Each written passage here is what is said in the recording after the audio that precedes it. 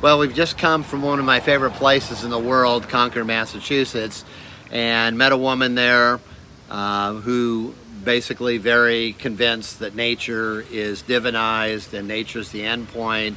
Nature ought to be worshipped and revered. There is no personal God.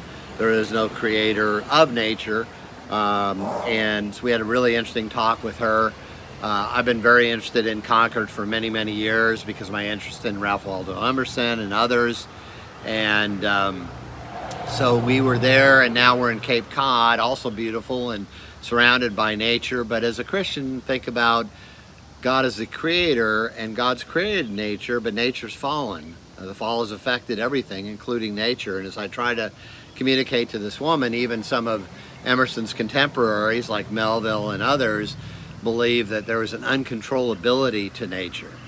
All the different views of Moby Dick, there is certainly a sense, and we know this from the correspondence of Melville to Hawthorne, that Melville was consumed with trying to figure out the mystery of life and the uncontrollability and things he couldn't quite wrap his head around, and sometimes Hawthorne got kind of peeved by it because Melville was consumed with trying to make sense of something that Hawthorne said you just need to embrace. It's mysterious. And I don't really, there's some debate about whether Hawthorne is a Christian or not, but certainly Hawthorne had a more biblical view that we can't comprehend everything, and that there is, again, a great mystery to life. But it's interesting talking with this woman who believes nature is divinized and nature is all there is, and there's a tree she showed us that gives life to everything, and it really is beautiful in a place like that.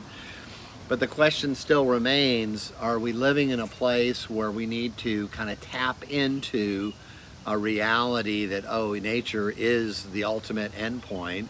Or can we look at nature and really appreciate great beauty of places like Concord and Cape Cod, and yet say, but the fall has affected everything, and we need to have a realistic perspective.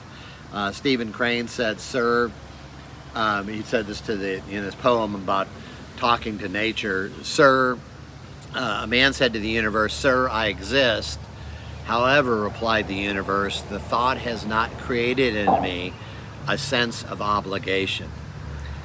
So nature is really mute when we're trying to find out the ultimate meaning of life. Nature really doesn't offer us anything except for deafening silence and a beauty that we can be in awe of, but we wonder, like, how do I relate to this? You know, who am I? And we don't get anything.